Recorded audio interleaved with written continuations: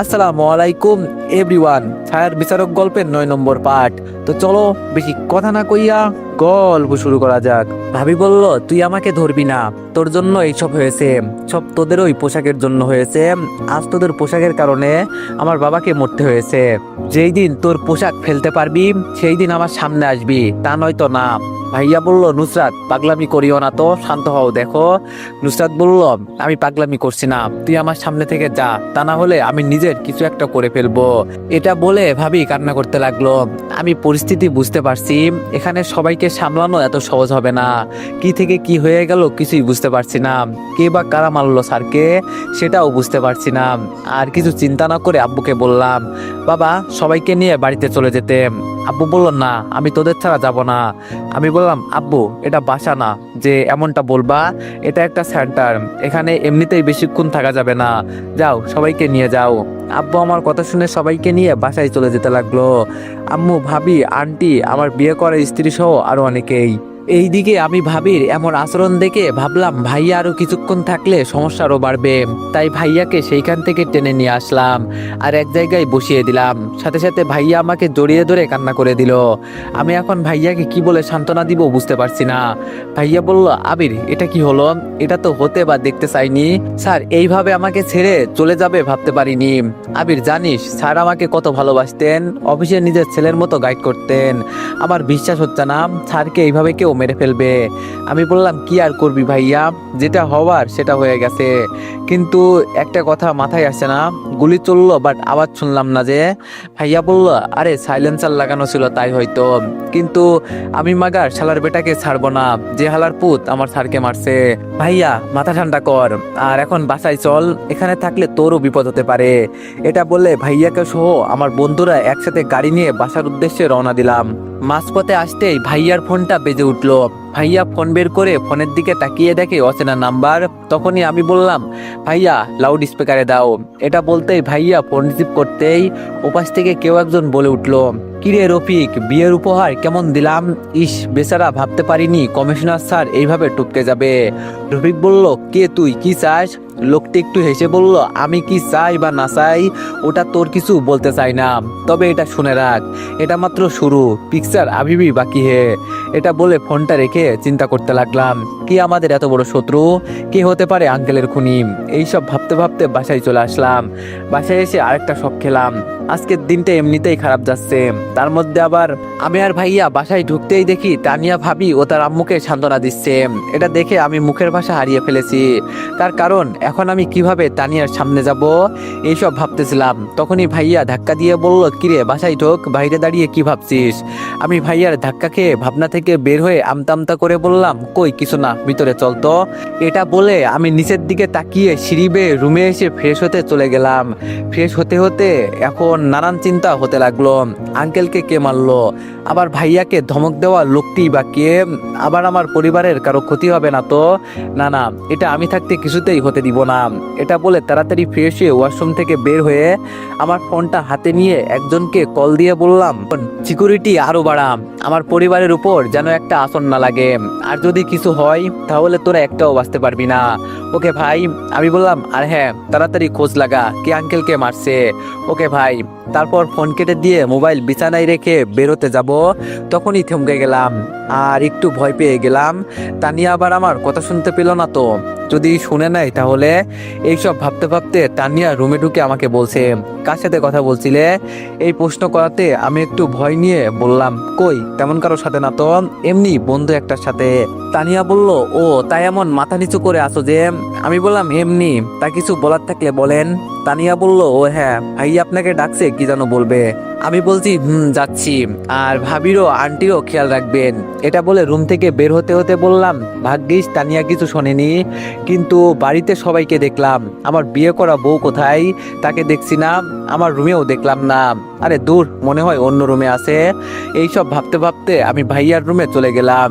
এইদিকে তানিয়া আমার যাওয়ার দিকে তাকিয়ে ভাবছে, আবির কিছু একটা আমার থেকে লুকাচ্ছে, কি কথা সে আড়াল করছে আমার থেকে, আমাকে জানতে হবে। এটা বলে তানিয়া নিচে চলে গেল। এইদিকে আমি ভাইয়ার রুমে আসতেই ভাইয়াকে দেখছি পুলিশের জামা পরছে। আমি বললাম, ভাইয়া এটা পড়তেছো যে? ভাইয়া বলল আমাকে একটু হাসপাতালে যেতে হবে। আমি বললাম ও, কিন্তু ভাইয়া এখন না গেলে নয়। ভাইয়া বলল দেখ, চাকরিটা এমন, আমাকে এখন যেতে হবে, হয়তো আসতে পারবো না, একেবারে লাশ নিয়ে আসবো। তুই একটু এই দিকে খেয়াল রাখিস, কোনো বিপদ হলে আমাকে জানাবি। আমি বললাম ওকে ভাইয়া, আর সাবধানে যেও।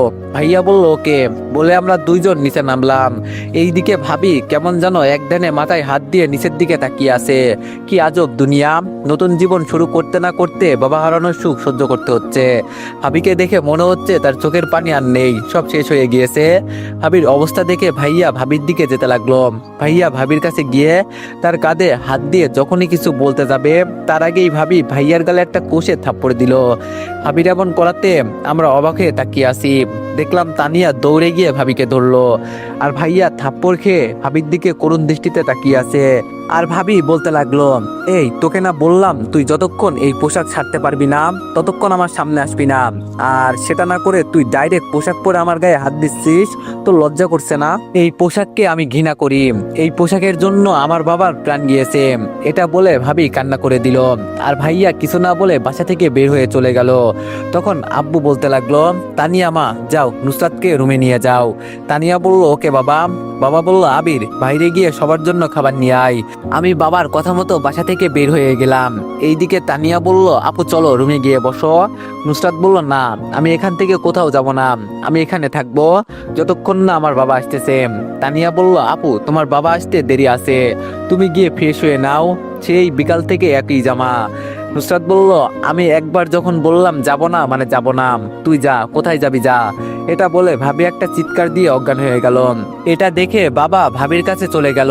তানিয়া বলল বাবা এখন কি করব, আপু তো অজ্ঞান হয়ে গেল। বাবা বলল কি আর করব, দুইজনে মিলে ধরে সোফায় শুইয়ে দিই। এটা বলে দুইজন মিলে ধরে আবিরকে সোফায় শুইয়ে দিল। তানিয়া বলল বাবা আবিরকে একটা কল দি ডাক্তার আনার জন্য। বাবা বলল তা লাগবে না, আমি কল দিচ্ছি ডাক্তারকে, তুমি গিয়ে দেখো তোমার আন্টির কি অবস্থা। এটা বলতেই তানিয়া চলে গেল। এইদিকে আমি বাসা থেকে বের হয়ে মাঝ রাস্তায় থমকে দাঁড়ালাম। হঠাৎ করে তানিয়ার বলা কথাটা মনে পড়ে গেল। তানিয়া কেন আমার বাবাকে বাবা বলে ডাকলো? তাহলে কি তানিয়া তোর আমি কি ভাবছি, মনে হয় ভুল শুনলাম। এটা বলে তেমন আর কিছু না ভেবে একটা হোটেল থেকে সবার জন্য খাবার নিয়ে বাসার উদ্দেশ্যে আসতে লাগলাম। এইদিকে নিজাম চৌধুরীর কাছে কল আসতেই সেই ভয় পেয়ে গেল। ভয়ে তার হাত পা কাঁপতে লাগলো। তবে কোনো উপায় না পেয়ে নিজাম চৌধুরী কাঁপা কাঁপা হাতে ফোন রিসিভ করে বলতে লাগলো, বস বিশ্বাস করেন কমিশনারকে আমি বা আমরা কেউ মারিনি। লোকটি একটু হেসে বলল এটা আমি জানি তুই মারিসনি। নিজাম বলল তাহলে বস কে মারলো? লোকটি বলল ওটা জানা তোর প্রয়োজন না, তোকে যেটা বলছি সেটা শোন। তোর কাছে দুইজন লোক যাচ্ছে, তাদের ট্র্যাক দুইটা দিয়ে দিস। নিজাম বলল ওকে বস। লোকটি বলল আর হ্যাঁ, তোকে দুইজনের ছবি পাঠিয়ে দিয়েছি। নিজাম বলল আচ্ছা আপনি চিন্তা করবেন না, তারা আসলে আমি দিয়ে দিব, খুব তাড়াতাড়ি সব আমার হয়ে যাবে, এই টাইগারের হয়ে যাবে। এটা বলে ফোনটা কেটে দিল টাইগার। এইদিকে নিজাম চৌধুরী কল কেটে একটা স্বস্তির নিঃশ্বাস ফেললো। একটু পর দুইজন লোক আসতেই ট্র্যাক দুইটা লোক দুইটাকে দিয়ে দিল। রিফাত বলল আচ্ছা বস, এই ট্র্যাক দুইটার ভিতরে কি ছিল যেটা আমাকে দেখতে কঠোরভাবে নিষিদ্ধ ছিল? নিজাম চৌধুরী বলল এই ট্র্যাকের ভিতরে ছিল বিদেশি অস্ত্র, যেগুলো অনেক ভয়ঙ্কর।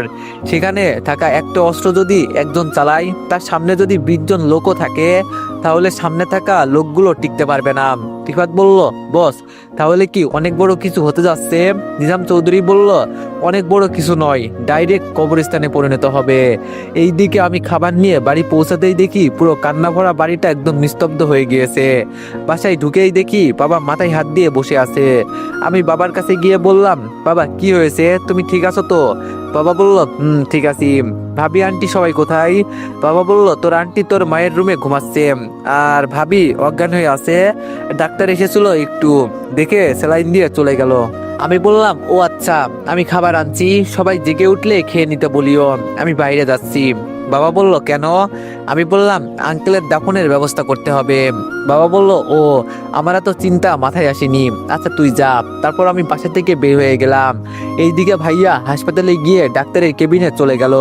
তারপর ডাক্তারের সাথে কথা শেষ করে জানতে পারলো লাশ কালকে সকালে নিয়ে যেতে পারবে। তারপর ভাইয়া ডাক্তারের কেবিন থেকে বের হয়ে 4-5টা কনস্টেবল নিয়ে সেই কমিউনিটি সেন্টারে চলে গেল ভালো মতো তদন্ত করতে। টাইগার আমার মাল পেয়ে গিয়েছি, আপনার আদেশ পেলে আমরা আক্রমণ চালাতে পারি। টাইগার বলল, ওকে, আমি বলে দিব কখন কি করতে হবে। তার আগে বলো, তোমাদের সব লিডার আছে তো ওখানে? লোকটি বলল, আমি বাদে আন্ডারওয়ার্ল্ডের সব মাফিয়া এখানে আছে। টাইগার এই কথা শুনে একটা রাজ্যদ্বয়ের হাসি দিয়ে বলল, ওকে, সাবধানে থাকিও, জায়গায় অনেক ভয়ঙ্কর। লোকটি বলল, ওকে। এটা বলতে টাইগার ফোন কেটে দিয়ে বলতে লাগলো, এই মাফিয়া জগতের বাচ্চা হতে আমাকে আর ঠেকাই কে? এইদিকে আমি সবকিছু ব্যবস্থা করে বাড়ি ফেরার পথে আমার ফোনটা বেজে উঠলো। আমি ফোন রিসিভ করে কানে নিতেই খবরটা শুনে আমার খারাপ লাগলো। খুশির দিন এমনটা হবে আমি কখনো ভাবতে পারিনি। আমি বললাম, স্যার বাদ দেন, যেটা হবার ছিল সেটা হয়ে গিয়েছে। তাছাড়া এটা প্ল্যান করে মারা হয়েছে, এটা নিশ্চিত। আর এটাও নিশ্চিত করে বলছি, যে এই কাজ করেছে তাকে কুকুরের মতো করে মারবো আমি। স্যার বলল, আপাতত এই কথা মাথায় আনিও না। আমি বললাম, কেন স্যার? স্যার বলল, তোমাকে এই মুহূর্তে রাঙামাটি ক্যান্টনমেন্ট হাজির হতে হবে, তারপর সেখান থেকে পুরো এরিয়া কাভার নিয়ে থাকতে হবে। আমি বললাম, কিন্তু স্যার হঠাৎ করে এমন সিদ্ধান্ত? স্যার বলল, কারণ আমাদের কাছে খবর এসেছে পুরো রাঙামাটি এরিয়াতে সন্ত্রাসীরা দখল করেছে, অ্যাটাক করবে, তাই আমি অনেক সৈনিক পাঠিয়েছি, এখন তোমাকে যেতে হবে। আমি বললাম, স্যার আমি যদি না গিয়ে সবকিছু এখান থেকে নিয়ন্ত্রণ করতে পারি সেটার অনুমতি দিবেন? স্যার বলল, দেখো, এটা পাগলের মতো কথা বলার সময় না, যেটা বললাম সেটা করো। আমি বললাম, স্যার পাগলামি করছি না, আমি কথা দিচ্ছি কিছু হবে না, ওইখানের মাটিতে শত্রুর পা পড়ার আগে শরীর পড়ে যাবে। এটা বলে আমি ফোন কেটে দিলাম। ফোনে কথা বলতে বলতে কখন যে বাসায় চলে আসছি নিজেও বলতে পারবো না। তারপর আর কিছু না ভেবে বাসায় এসে রুমে গিয়ে ফ্রেশ হয়ে নিলাম। তারপর ভাইয়াকে কল দিয়ে ভাইয়া রিসিভ করতেই বলল, হ্যাঁ আবির বল, কিছু সমস্যা হলো নাকি? আমি বললাম, না ভাইয়া, কিছু হয়নি। আচ্ছা তুমি আসবা কখন? ভাইয়া বলল, আবির, সমস্যা আরো বাড়ছে, সেনাবাহিনীর মেজর নাসিরের উপর আক্রমণ হয়েছে, এখন তিনি হাসপাতালে। আমি বললাম, কি, কখন হলো এটা? ভাইয়া বলল, এই মাত্র। স্যারের ব্যাপারে খোঁজ নিতে হাসপাতালে আসার পথে ঘটনাটাই ঘটেছে। আমি বললাম, কি, কখন হলো এটা? ভাইয়া বলল, এই মাত্র। স্যারের ব্যাপারে খোঁজ নিতে হাসপাতালে আসার পথে ঘটেছে। আমি বললাম, স্যার এখন কেমন আছে? ভাইয়া বলল, তেমন কিছু হয়নি, মাথায় হালকা ব্যথা পেয়েছে। আমি বললাম, ও আচ্ছা, সাবধানে থাকিও কেমন? ভাইয়া বলল, ওকে বাই, সবার খেয়াল রাখিস। এটা বলে ফোন কেটে দিল ভাইয়া। ভাইয়ার মুখে নাসির স্যারের আহতের কথা শুনে আমি এখন নিশ্চিত হয়ে গেলাম, এইসব টাইগারের মাইন্ড গেম। ওই শালা কি করতে চাইছে কিছুই বুঝতে পারছি না, হেতে আসলে চাই কি, এইসব ভাবতেছি। তখনই বাবা এসে বলল, আবির, তোর ভাইয়া তো সেই কখন বের হলো, এত রাত হয়ে গেল, এখনো আসতেছে না যে? একটু ফোন কর, আমাদের ফোন বন্ধ হয়ে গেছে। আমি বললাম, বাবা, ভাইয়া আজ আসবে না, একেবারে কাল আঙ্কেলের লাশ নিয়ে আসবে। বাবা বলল, ও আচ্ছা, নিচে চল, খাবার খাবি। আমি বললাম, না বাবা, আমার ক্ষুধা নেই, সবাই খেয়েছে তো। বাবা বলল, না, তোর আন্টি আর ভাবিকে খাওয়াতে পারিনি। আমি বললাম, ও, তারা এখন কেমন আছে? বাবা বলল, এখন ক্লান্ত শরীর নিয়ে ঘুমাচ্ছে, আর বৌমা ওদের রুমে আছে। আমি বললাম, ও আচ্ছা, যাও, চিন্তা না করে তুমি ঘুমিয়ে পড়ো, তা না হলে তোমার শরীর খারাপ করবে। আমার কথা শুনে বাবা চলে গেল, আর এইদিকে আমি দরজা বন্ধ করে শুয়ে পড়লাম। তখনই আমার ফোনটা আবার বেজে উঠলো। এইবার কল দিয়েছে নাইম। আমি তাড়াতাড়ি করে ফোন ধরতে নাইম বলে উঠলো, দোস্ত, রিমিকে খুঁজে পাচ্ছি না, তোদের বাড়ি থেকে বের হওয়ার সময় কথা হয়েছিল, এখন আর খুঁজে পাচ্ছি না, ফোন দিচ্ছি বন্ধ, বাড়িতে খোঁজ নিয়েছি, খোঁজ পাচ্ছি না, দোস্ত কিছু একটা কর, আমি কিন্তু বাঁচবো না। আমি বললাম, আরে বেটা, মেয়েদের মতো কান্না বন্ধ কর, তোর ডিমির থুক্কু রিমির কিছু হবে না আমি থাকতে। নাইম বলল, তুই হালা মজা করতেছিস? এইদিকে আমি চিন্তায় মরছি। আমি বললাম, আর 10 মিনিট পরে রিমি কল না দিলে আমাকে বলিস, তাও কালকে, এখন আর বিরক্ত করিস না। এটা বলে ফোন কেটে দিয়ে একটা ফোন দিলাম, 3জনকে বেঁধে সারা রাত মরিচের পানি ঢাল। এটা বলে ফোন কেটে দিলাম। সকালে ফজরের আজান দিতেই ঘুম ভেঙে গেল। তারপর আর না ঘুমিয়ে মসজিদে গিয়ে নামাজ পড়ে বাসায় ফিরলাম। বাসায় ফিরে আমি দেখতে পেলাম চারিদিকে পুলিশ আর পুলিশ, আর বাসার ভিতরে কান্নার আওয়াজ। আমার এমনটা দেখে কিছুটা অবাক লাগতেই ভয়ে তাড়াতাড়ি বাসার ভিতরে ঢুকে গেলাম। আর বাসার ভিতরে গিয়ে আমি দেখতে পেলাম সাদা কাফনে মোড়া একটি লাশ। তখনই মনে পড়লো আঙ্কেলের কথা। তারপর দেরি না করে সেখানে যেতেই দেখি সবাই কান্নাকাটি করছে। আপনজন হারানোর কষ্ট একমাত্র সে বোঝে যার আপনজন হারিয়েছে। ভাবিও তার আম্মুকে তো সামলানো যাচ্ছে না, হাওমাও করে কান্না করে যাচ্ছে। তখন আব্বু বলে উঠলো, লাশ বেশিক্ষণ রাখা যাবে না, দাফন করাতে হবে, তা না হলে লাশ পচন শুরু করবে। এই কথা ভাবি শুনতেই তার বাবার মৃতদেহটা শক্ত করে জড়িয়ে ধরে কান্না করতে লাগলো। না না, আমি আমার বাবাকে কোথাও যেতে দিব না, আমার বাবা ঘুমাচ্ছে, তাকে কেউ বিরক্ত করবা না। এটা বলে কান্না করতেছে। তার এমন করাতে সবাই কি বলবে বুঝতে পারছে না। কি আর করার, মানুষ জন্ম যখন নিয়েছে মরতে একদিন হবেই। তারপর কয়েকজন মহিলা ভাবি ও তার আম্মুকে ধরে নিয়ে গেল অনেক কষ্টে। এরপর মসজিদের ইমাম সহ আরো কয়েকজন মিলে আঙ্কেলকে গোসল দিয়ে তারপর আরো কিছু নিয়ম কানুন শেষ করে লাশ নিয়ে আসতে লাগলো। তারপর দাফন কাফন শেষ করে আঙ্কেলকে কবর দিয়ে তার জন্য মোনাজাত করে বাসায় ফিরতে আরেক কাণ্ড। আমি আব্বু ভাইয়া বাসায় আসতেই ভাবি গিয়ে ভাইয়ার কলার ধরে বলতে লাগলো, এই এই তুই আমার বাবাকে কোথায় নিয়ে গেলি? আমার বাবা কই? তোরা সবাই আমার বাবাকে কোথায় রেখে আসলি? আমার বাবাকে নিয়ে আয় রফিক, আমার বাবাকে নিয়ে আয়। এটা বলেই ভাবি ভাইয়াকে জড়িয়ে ধরে কান্না করতে লাগলো। সবাই ভাবির এমন পাগলামো দেখে নিজের চোখের পানি আটকে রাখতে পারছে না।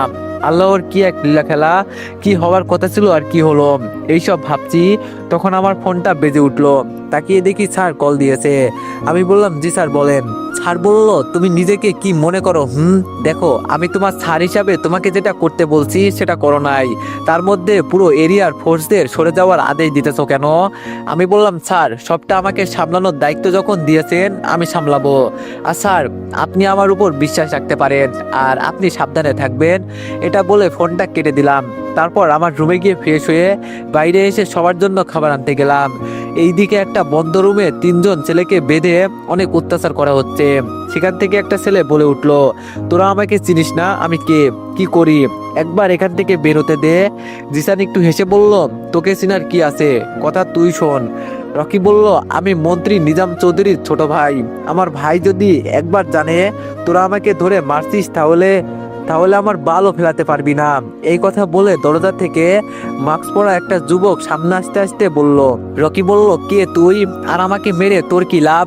ছেলেটি বলল, আমি তোর মৃত্যু, তোকে মেরে অনেক লাভ। তোকে মারলে দেশ থেকে একটা হিংস্র পশু বিদায় নিবে, অনেক মা বোনের ইজ্জত চলে যাওয়া থেকে বাঁচবে, এবং যারা তোর শিকার হয়েছে তাদের মন একটু শান্তি পাবে।